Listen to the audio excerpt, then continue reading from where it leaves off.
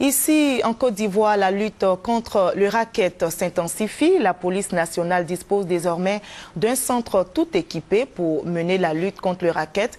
Réhabilité et réaménagé, ce centre accroît ainsi les capacités opérationnelles de l'unité de lutte contre le racket. Et c'est le ministre d'État, ministre de l'Intérieur et de la Sécurité, qui a procédé à la remise des clés à la police, nous explique Abou Sanogo. Ce sont des salles entièrement équipées. Le centre d'appel dont les clés sont remises au ministre d'État, ministre de l'Intérieur et de la Sécurité Ahmed Bakayoko, a coûté 280 millions de francs CFA. Il va contribuer à réduire les rackets. Composé d'une salle des opérations, d'un cafétéria et d'une salle de formation, ce centre a pour objectif de permettre à la population de dénoncer les cas de racket dont elle est victime et d'accroître la réactivité de l'unité de lutte contre le racket. Un geste du comité de pilotage du projet d'appui à la revitalisation des petites et moyennes entreprises.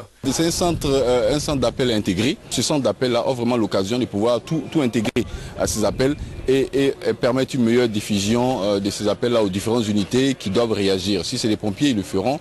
Si c'est l'unité de lutte contre le racket, il le fera.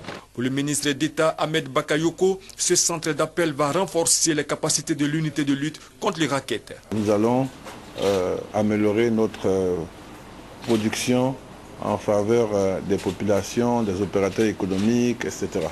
Et ce centre va nous permettre d'avoir un numéro unique d'entrée des problématiques des populations. C'est une étape importante dans notre combat pour réduire le racket et j'ai bon espoir que cette mise en œuvre donne des résultats concrets. Le centre d'appel, situé dans les locaux de la police scientifique, va prendre en compte les appels d'urgence des différentes unités d'intervention de la gendarmerie nationale, de la police et des sapeurs-pompiers militaires.